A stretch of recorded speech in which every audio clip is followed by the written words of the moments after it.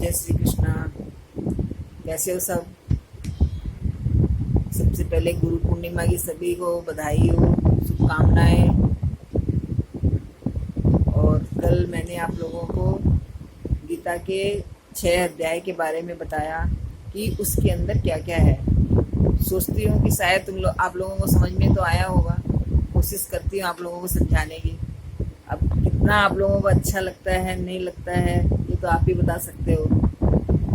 अब आपको छः अध्याय के बाद में मैं आपको 7वें अध्याय के बारे में भी बताऊंगी कि उसके अंदर 7 से लेके और 12 तक 6 अध्याय आज बताऊंगी, फिर 6 अध्याय फिर बताऊंगी। नहीं तो वीडियो बहुत बड़ा हो जाता है ना, तो इसी वजह से और ज़्यादा चीज़ें आ जाती है तो फिर समझ में भी नहीं आती है।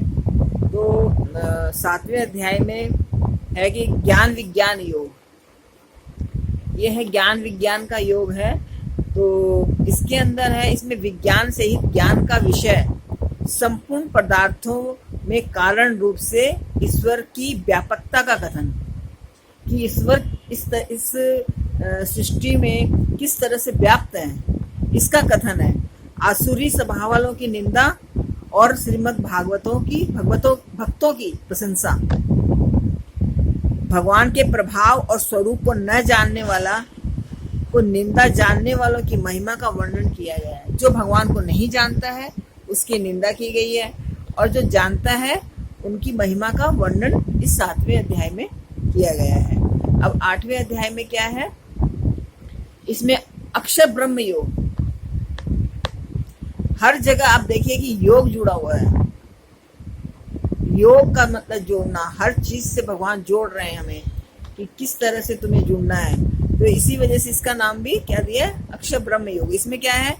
इसमें ब्रह्म है, अध्यात्म और कर्म आदि के विषय में अर्जुन के 7 प्रश्न हैं। अर्जुन में यहाँ पे 7 प्रश्न किए हैं और श्री कृष्ण के द्वारा दिए गए उत्तर हैं।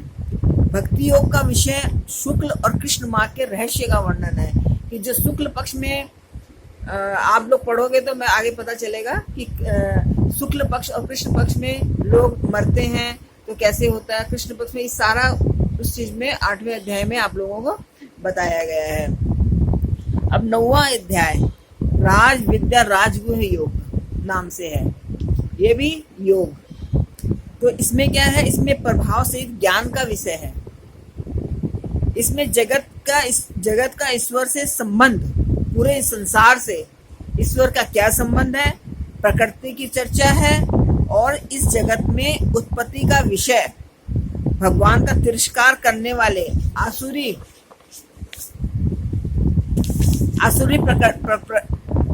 प्रकृति वालों की निंदा और देवी प्रकृति वालों की भगवत जन का प्रकार, किस प्रकार के भगवत भक्ति करने वाले हैं, और सर्व आत्मा रूप प्रभाव सहित भगवान के स्वरूप का वर्णन। भगवान कैसे हैं इस स्वरूप का वर्णन है इस 9वें अध्याय में। सकाम और निष्काम उपासना का फल और निष्काम भगवत भक्ति की महिमा का वर्णन है। इसमें भगवत भक्ति का वर्णन है कि सकाम भक्ति करने से क्या होगा, निष्काम भक्ति करने से क्या होगा। ये आपको 9वें अध्याय में बताया गया है। 9वें अध्याय में ये भी बताया गया है कि आप अगर किसी भी तरह के, अगर कोई कोई अपने मार्ग से भटक जाता है और फिर सोचता है कि नहीं हमें ये काम नहीं करना चाहिए, तो फिर वो आकर के अगर भगवान की भक्ति करता है तो भगवान उसका भी कल्याण करते हैं। ये 9वें अध्याय में बताया गया है। 10वां अध्याय विभूति योग। विभूति योग है 10वां अध्याय। इसमें क्या है? भगवान की विभूति और योग शक्ति का कथन तथा उनके जानने का फल और प्रभाव सहित भक्ति योग का कथन। अर्जुन द्वारा भगवान की स्तुति तथा विभूति और योग शक्ति का कहने के लिए प्रार्थना। भगवान द्वारा अपनी विभूतियां और योग शक्ति का वर्णन है। विभूति अर्थात क्या है? सिद्धियां और शक्तियां। विभूति का मतलब है कि क्या सिद्धियां हैं और क्या शक्तियां हैं। मतलब विभूति मतलब कितने रूप, मतलब हर जगह भगवान खुद समाये हुए हैं। ये सब इसमें 10वें अध्याय में आपको बताया गया है। अब है 11वां अध्याय। 11वें अध्याय में क्या, विश्व रूप दर्शन योग। इसमें भगवान ने अपने विश्व रूप का दर्शन हेतु अर्जुन की प्रार्थना को भगवान ने स्वीकार किया और उसका वर्णन किया।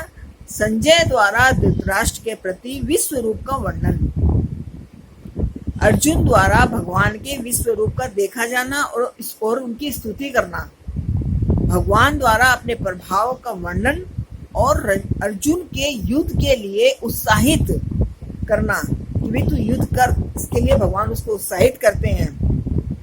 और भयभीत हुए अर्जुन, जो अर्जुन डर चुका था भगवान, जो सबको देख करके कि भाई मैं तो युद्ध नहीं करूंगा, तो उस अर्जुन को भय मुक्त करने के लिए वो ये दर्शन देते हैं और उनकी फिर अर्जुन स्तुति करता है कि नहीं आप वापस चतुर्भुज में ही आ जाइए। तो उनकी प्रार्थना भगवान द्वारा अपने विश्व रूप के दर्शन की महिमा का कथन तथा चतुर्भुज और सौम्य रूप का दिखाया जाना, बिना अनन्य भक्ति के चतुर्भुज के रूप के दर्शन दुर्बल है। अनन्य भक्ति यानी कि आप उनकी ऐसी भक्ति करोगे कि सिर्फ कृष्ण ही सब कुछ है, तब आपको ये विश्व रूप दिखाई देगा। तो उस भक्ति में 11वें अध्याय में बताया गया है विश्व रूप का दर्शन, और हम इन आंखों से उनका दर्शन नहीं कर सकते, इससे हमें संसार ही दिखेगा। इसके लिए हमें दिव्य दृष्टि की दरकार है।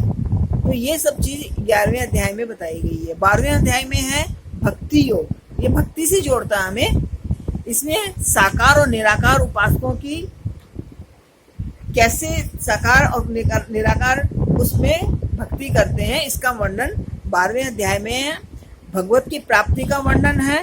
इसमें भगवत प्राप्त पुरुषों के लक्षण बताए गए हैं कि जो भगवत प्राप्त पुरुष के लक्षण है वो क्या है, ये आपको 12वें अध्याय में बताया गया है।